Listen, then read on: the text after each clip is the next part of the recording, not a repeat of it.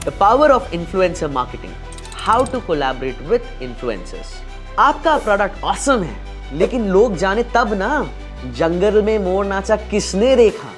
और यहीं पे एंटर होती है आज की सबसे ताजा भड़क marketing strategy, influencer marketing. Influencer marketing सिर्फ बड़े ब्रांड्स के लिए नहीं है। आज के वीडियो में मैं आपको बताऊंगा कैसे आप राइट क्रिएटर्स के साथ काम करके अपने ब्रांड को वायरल कर सकते हो बिना करोड़ों का बजट लगाए। स्ट्रैटेजी सही होनी चाहिए और इन्फ्लुएंसर स्मार्टली चुना होना चाहिए। अगर आप इन दो चीजों का ध्यान रखेंगे then you will be able to grow very strongly. In fact आजकल के ज्यादातर D2C ब्रांड्स, ई-कॉमर्स ब्रांड्स इन्हीं पर फोकस कर रहे हैं कि कैसे माइक्रो इन्फ्लुएंसर्स को पकड़ा जाए और उनके जरिए टारगेट ऑडियंस पर पहुंचा जाए। तो चलिए स्टार्ट करते हैं। सबसे पहली चीज जो आपको ध्यान रखनी है, स्टार्ट स्मॉल विद नैनो और माइक्रो इन्फ्लुएंसर्स। अब ये कौन है? जिनके 1000 से लेकर के 50,000 फॉलोअर्स हैं, ये कहलाते हैं नैनो या माइक्रो इन्फ्लुएंसर्स। अब ये क्यों इंपॉर्टेंट है? क्योंकि इनके फॉलोअर्स ज्यादा एंगेज्ड हैं। For example, local food reviewer for your cafe brand. अब मान लीजिए ऐसे एक व्यक्ति हैं जिनके 2-3 हज़ार फॉलोअर्स हैं, आपने अभी अपना एक कैफे खोला है और आप चाहते हैं कि ये 2-3 हज़ार लोगों के सामने आप फटाक से पहुंच जाएं। आप इस लोकल फूड इन्फ्लुएंसर को या रिव्यूअर को बताएंगे कि यार ये मेरा लोकेशन है, ये मेरे बेस्ट डिशेस हैं, आप इनके बारे में एक वीडियो बना दें, और ये इमीडिएटली उन 2-3 हज़ार लोगों तक पहुंचेगा। और वो जो 2-3 हज़ार लोग हैं वो इस पर्टिकुलर इन्फ्लुएंसर को क्यों फॉलो कर रहे हैं? क्योंकि ये लगातार अच्छा खाने से ओरिएंटेड कंटेंट बनाते हैं। वही अगर आप मान लीजिए आप एक बहुत ही बड़े मैक्रो इन्फ्लुएंसर के पास पहुंच रहे हैं, उनके पास एक जेनेरिक ऑडियंस होती है, anybody and everyone is following that particular person, तो उससे आपके ब्रांड को डायरेक्ट फायदा नहीं होगा जिससे कि आपको कस्टमर्स हैं। इसलिए always go ahead and find out who are the different nano और माइक्रो इन्फ्लुएंसर्स। एक तो आप सही टारगेट ऑडियंस तक भी पहुंचेंगे, जल्दी पहुंचेंगे और आपका खर्चा भी कम होगा। नंबर 2, डोंट जस्ट पे, बिल्ड रिलेशनशिप्स। इन्फ्लुएंसर्स के कंटेंट पे कमेंट करो, डीएम्स में कैजुअली कनेक्ट करो और फिर पिच करो। जितना पर्सनलाइज्ड होगे, जेन्युइन होगे, उतना बेहतर। अब जैसे फॉर एग्जांपल मेरा एक पर्टिकुलर क्लाइंट है जो कि बच्चों के कपड़े सेल करता है। अब मेरे लिए टारगेट ऑडियंस कौन है? मदर्स। और मैं क्या करूंगा? मैं जाऊंगा मदर इन्फ्लुएंसर्स पे जो जिनके छोटे बच्चे हैं और इंस्टाग्राम पे एक्टिव है, मैं उन तक पहुंचूंगा। लेकिन क्या मैं डायरेक्टली उन्हें बोलूंगा कि भैया आप मेरे इन्फ्लुएंसर बन जाइए? नहीं, मैं क्या करूंगा? पहले उनके कंटेंट को लाइक करूंगा, उन्हें कमेंट करूंगा, उन्हें बताऊंगा कि how much I am appreciating the kind of content that you are posting, and then I will tell them that by the way मेरा भी एक ब्रांड है, would you want to help me getting more reach about it. अब यहाँ पे 2 तरीके से वो आपके साथ काम कर सकते हैं। या तो वो अपफ्रंट आपसे पेमेंट मांगेंगे कि एक रील का आप मुझे 2,000 रुपये दीजिए, 3,000 रुपये दीजिए, या फिर एक बार्टर सिस्टम भी हो सकता है जहां पर आप कह सकते हैं कि आप मेरे प्रोडक्ट्स ले लीजिए जी, बट कंटेंट बना दीजिए।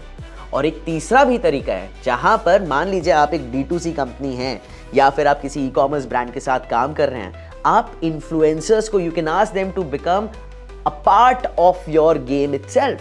That means you are saying that as an influencer why don't you launch products on my website.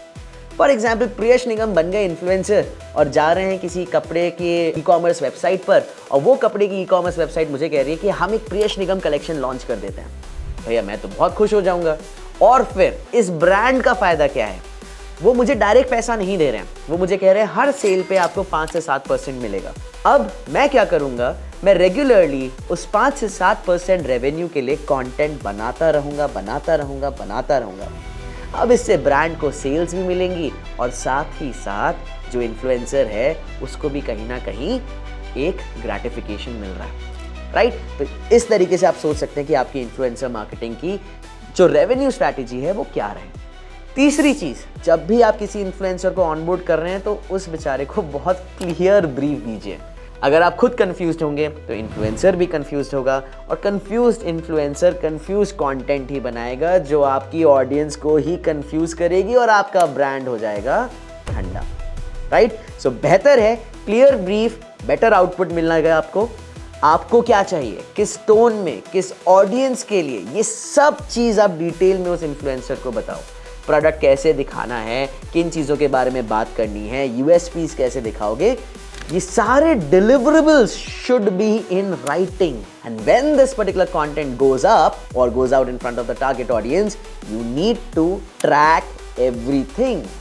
So use custom codes. आप UTM पैरामीटर्स का इस्तेमाल कर सकते हैं, इन्फ्लुएंसर्स को एफिलिएट लिंक्स दे सकते हैं और इससे आपको पता लग जाएगा कि ये जो पर्टिकुलर इन्फ्लुएंसर है इसके ज़रिए मुझे कितना ROI आया, रिटर्न ऑन इन्वेस्टमेंट आया तो बहुत बढ़िया, आप उनके साथ अपनी पार्टनरशिप कंटिन्यू करिए और नहीं आया तो बोलिए ओके बाय, अगली बार मिलेंगे, right. Number 5, very important, long term connection बनाने की कोशिश करिए। वन टाइम एक रील से काम नहीं होगा, राइट। इसीलिए किसी भी क्रिएटर को या इन्फ्लुएंसर को अगर आप ऑनबोर्ड कर रहे हैं, then you will have to ensure that it's a long term relationship, because उसकी टारगेट ऑडियंस को भी वार्म अप होने में टाइम लगता है। अगर आपने एक वीडियो उनसे करवा दिया, थोड़े टाइम के लिए आपका वीडियो उनके सामने चला जाएगा, उनकी ऑडियंस के सामने, but that is not enough for your brand to get into the minds of the target audience. अगर वही क्रिएटर महीने में 2-3 बार आपके बारे में बोलते रहें, रील्स बनाएं, कोलैबोरेशन करें, देन उनकी ऑडियंस ज़्यादा बेहतर तरीके से आपके साथ कनेक्ट करेगी, राइट। सो एक रील से नहीं, एक क्रिएटर जर्नी से रिजल्ट्स मिलते हैं। उन्हें ब्रांड का फेस बनाओ। सोचो कितने सारे ब्रांड एम्बेसडर्स आप बना सकते हैं in the form of creators. और पता है क्या, आप अगर नया ब्रांड स्टार्ट कर रहे हैं तो शायद आपको नहीं पता होगा कि इंस्टाग्राम पे या लिंक्डइन पे या फेसबुक पे या यूट्यूब पे किस तरीके से मुझे कंटेंट डालना चाहिए ताकि लोग मुझसे कनेक्ट करें। लेकिन ये इन्फ्लुएंसर्स या जो क्रिएटर्स हैं, ये इनकी रोजमर्रा का काम है। They are doing it on their day to day basis. They exactly know कैसा हुक होगा, क्या ट्रांजिशंस लगाएं, कैसे हमारी रील्स वायरल बन सकती हैं या ज़्यादा से ज़्यादा लोगों के सामने पहुंच सकती हैं। तो उनके इस एक्सपीरियंस का फ़ायदा उठाइए, ऑर्गेनिकली भी यूज़ करिए, एड्स में भी यूज़ करिए। सो इन्फ्लुएंसर मार्केटिंग में पैसा नहीं, ट्रस्ट इन्वेस्ट होता है। और अगर आप सही तरीके से इन्वेस्ट करते हो तो आपकी रीच भी बढ़ेगी, रिटर्न ऑन इन्वेस्टमेंट भी आएगा और आप ज़्यादा से ज़्यादा लोगों के सामने पहुंचेंगे। सो tag that one influencer that you love to work with and see what kind of results you'll be getting. Comment करें, my collab era starts now.